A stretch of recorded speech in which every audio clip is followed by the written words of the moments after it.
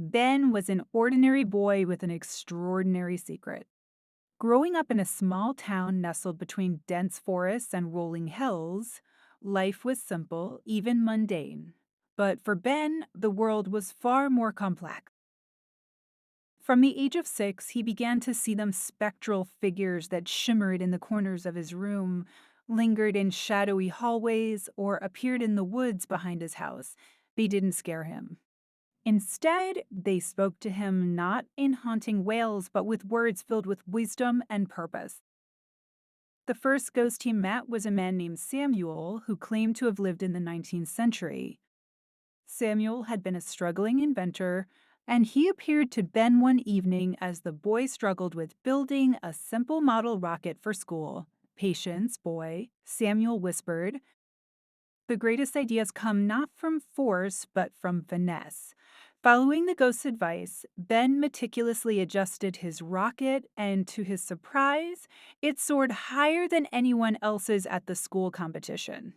From then on, the ghosts came regularly, each one with a lesson to impart.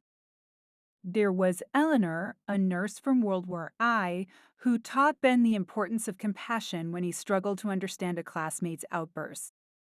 There was Victor, a once wealthy businessman who lost everything because of greed, who warned Ben about the dangers of arrogance when he was tempted to cheat on a test.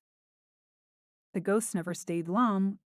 They would linger for days, weeks at most, before fading away, leaving Ben with knowledge he couldn't have acquired elsewhere. As Ben grew older, his ghostly visitors became more frequent and their lessons more profound. At 15, he met Abigail, a pioneer who had braved the harsh frontier to build a community from scratch.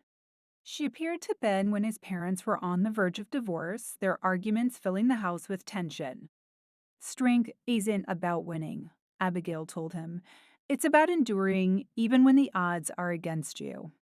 Ben took her advice to heart. He mediated between his parents, coaxing them into therapy. Though they eventually separated, they did so amicably, ensuring Ben felt loved and supported by both. By the time Ben reached college, he had become a confident, capable young man. He excelled in academics, sports, and relationships. His success wasn't just talent, it was the cumulative effect of the wisdom passed down by centuries of ghostly mentors. But there was one problem: no one believed him. Whenever Ben mentioned his spectral advisors, friends laughed it off as a quirky joke. His family chalked it up to an overactive imagination. Even when he accurately predicted outcomes or displayed knowledge far beyond his years, people dismissed it as coincidence or intuition. "You've got a gift," Ben, his best friend Sarah, once said. "But ghosts, come on, you're smarter than that." Ben learned to keep his secret to himself. At 28, Ben had built a thriving career as a tech entrepreneur.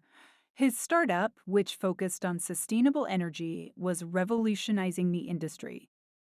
People admired his innovative ideas, his ability to foresee trends, and his uncanny knack for solving problems before they arose. What they didn't know was that much of his success came from his ghostly mentor. One night, as Ben worked late in his sleek office, a new ghost appeared. Unlike the others, this one had a commanding presence. His name was Edward Harrington, a 19th century tycoon who had built an empire but lost it due to his ruthless ambition. Edward's lesson was stark. The higher you climb, the harder the fall, he warned. Never forget where you came from, boy. Success is fleeting, but integrity endures.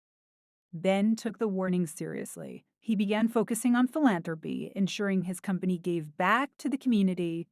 It earned him respect and solidified his reputation, but he often wondered what would have happened if he had ignored Edward's advice. As the years passed, the ghosts remained a constant presence. Some appeared only once, delivering a single lesson before vanishing forever. Others returned periodically, checking on Ben's progress or offering further guidance.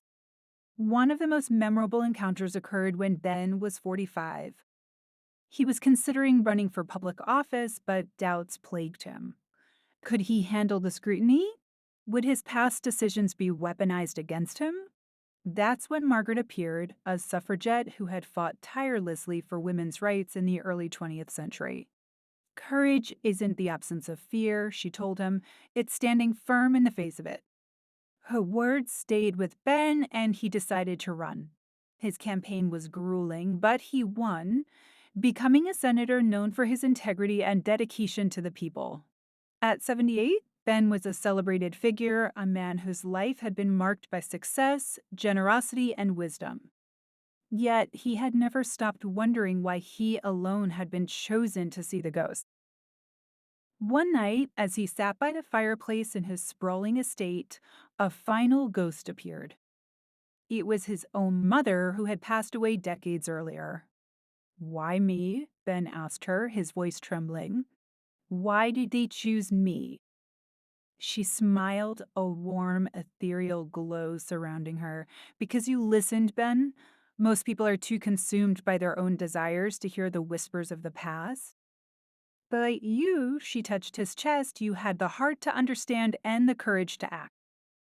Tears filled Ben's eyes as his mother faded away, leaving him alone with his thoughts. In the twilight years of his life, Ben wrote a memoir. Though he omitted the ghosts, he detailed the lessons he had learned over the decades. The book became a bestseller, inspiring millions. Critics praised it for its depth and insight, unaware that its wisdom had been shaped by spirits of the past. Ben never stopped seeing the ghosts. Even in his final days, they came to him, their wisdom shaping his every decision. When he passed away at the age of 92, the world mourned the loss of a man who had seemed almost supernaturally wise. No one ever knew his secret, but Ben didn't mind. He had lived a life guided by the whispers of time, a life filled with purpose and meaning. And as his spirit drifted into the beyond, he wondered if he, too, might one day become a ghost, whispering wisdom into the ear of another lost soul. Perhaps this cycle would continue, and another child would one day wake to the voices of the past, ready to shape a future of greatness. Thank you for listening to my story. If you want to hear more scary stories, please like and subscribe to my channel.